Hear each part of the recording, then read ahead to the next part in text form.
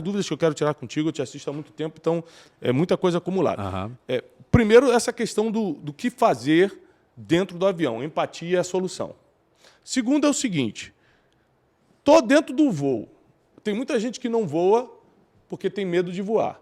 Começou a balançar o avião, a gente chama de turbulência. Começou aquele negócio. É para eu ficar com medo, é para eu fazer minha última oração. Para quem é ateu, vira crente. O que é? O que acontece quando o avião começa naquela turbulência violenta? A gente costuma dizer, né, brincando na aviação, que nessa hora não tem ateu. Não tem. Não tem, tá todo mundo orando ali. Então, a turbulência ela é um fenômeno que ocorre todos os dias em praticamente todos os voos. O avião ele se sustenta no ar. E o ar nem sempre tá aquele... Se a gente olhar para o mar assim, nem sempre o mar tá lisinho. Às vezes ele tá com ondas. Às Nem vezes sempre está estável, seria isso? Isso, aí ele não tá aquele marzinho tranquilo. Às vezes tem onda, às vezes tem vento que forma mais ondas. A mesma coisa acontece com o ar. Então, às vezes, o ar, quanto mais alto, ele mais estável é. Mas você passa por regiões do planeta que existem umas correntes de vento muito fortes, que se chamam jet streams. Existe lá no hemisfério norte, existe no hemisfério sul. Passa ali por cima de Argentina, Rio Grande do Sul, aqui no hemisfério sul, e lá em cima, Estados Unidos, Oceano Atlântico e Europa. Quando essa corrente de vento entra, né, a margem dela entra em contato com uma corrente de vento que está mais devagar, ocorre como se fosse uma marola de vento. Quando o avião atravessa por essa marola, ocorre o balanço. E o que assusta o passageiro? É que quando a gente voa, os nossos olhos não estão vendo para onde você está indo. Quando eu mostro um vídeo, por exemplo, de uma pessoa dentro do avião com uma xícara assim, ó, em cima da bandejinha, e o avião começa a balançar. Ela vê a xícara balançando, o café balançando, mas não derrama. 99% das vezes não derrama. Se eu botar uma xicrinha dentro de um carro e andar em qualquer rua aqui em São Paulo, andou 30 metros já derramou o café. Então o carro balança muito mais que o avião. E por que as pessoas não têm medo? Porque ela consegue enxergar para frente. No avião, a tua visão está assim, ó. Boa, hein? Então, quem que está dando informação para o seu cérebro que o avião está mexendo? É só o ouvido. E o ouvido. É o ouvido, que a gente tem o labirinto, que mantém a gente andando reto. E aí o ouvido não tem como enxergar, ele só escuta. E aí ele manda informação para o cérebro. Está balançando muito. Porque dentro do seu ouvido tem um líquido que ele está mexendo igual a xicrinha do café. E aí o que corrigiria isso para ele? O olho. Aí você abre o olho, aí tem uma poltrona na sua frente. Você não enxerga para frente. E aí o teu corpo começa a ser enganado. Olha, está balançando muito.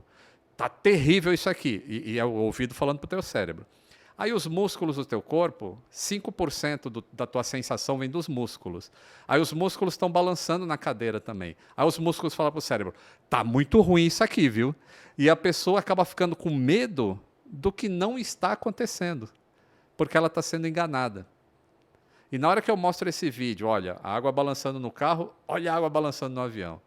Então aprenda que não está acontecendo o que você está pensando. Você está sendo enganado quando voa. Falando de carro e avião, tem muito mais acidente de carro do que de avião.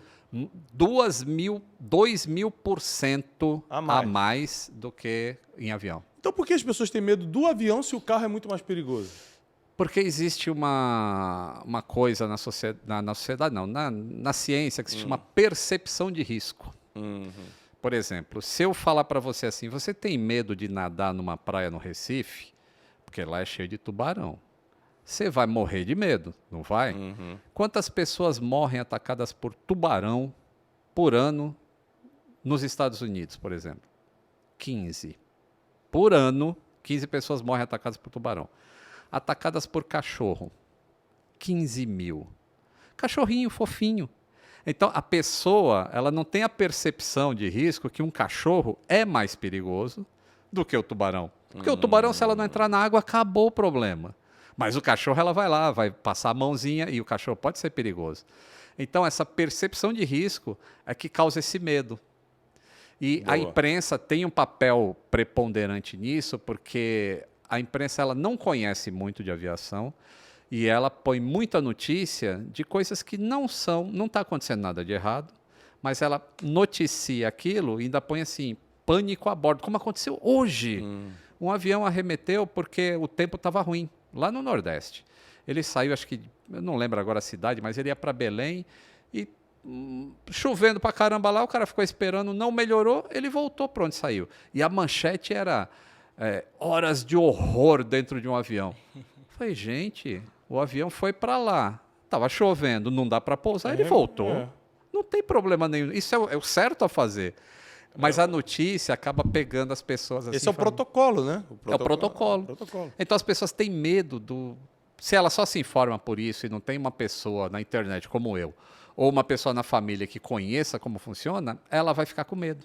É outra coisa também que eu acho que assusta é porque quando tem algum acidente de avião, além de ficar muito tempo na mídia, é muita gente que morre de uma vez só. O acidente de carro, quando noticia, é muito rápido e é uma pessoa, duas. Mas até quando né? Lembra que, acho que o ano passado, um ônibus em Belo Horizonte, acho que ele bateu uma pedra, caiu no caminhão, e aí o ônibus... Sei. E morreram, sei lá, 30 e poucas pessoas. Mas a imprensa fala ali 2 dias só disso. Se for um avião com 30 pessoas, vai ficar o mês inteiro falando. E aí junta com outros, né? De 15, 20 anos atrás, veja os piores acidentes do... Porque isso vem de notícia. A desgraça, ou o fato negativo vem de notícia mais do que você noticiar. Hoje, 220 mil voos decolaram e pousaram em segurança. Caramba. Isso não vem de notícia. E todo dia acontece isso. Tem até uma frase de motivação que diz: ninguém noticia quando o avião decola, mas todo mundo diz se ele não pousar, né? Se ele cair. Ou seja, a gente tem que olhar a parte boa, que são 220 mil pousos de decolagem por dia em segurança. Só de avião comercial. Só de avião comercial. Se juntar com os aviões pequenos, privados e executivos, nossa senhora. Tem mais um detalhe que a imprensa se pega muito. Pode ver, quando acontece um acidente, sempre vão assim falar, vão encontrar pessoas que desistiram daquele voo. Como se ele fosse um predestinado. Você recebeu No voo e peça aconteceu isso, né? No voo e peça aconteceu isso. Olha, esse passageiro não embarcou porque ele teve uma sensação... Ele recebeu uma ligação do pai, eu vi aí o pai... Não vai. E aí ele não foi. Aí bota medo em todo mundo. Todo dia acontece isso em todos os aeroportos do mundo. Alguém recebe um telefonema e fala, não vai. E a pessoa não vai, mas o voo chega. E aí isso não vira notícia, obviamente, porque não aconteceu nada. Então não é porque acontece um acidente que as coisas estão erradas na aviação. Porque a gente não mede a segurança pelo acidente. A gente mede pelo que não acontece todos os dias.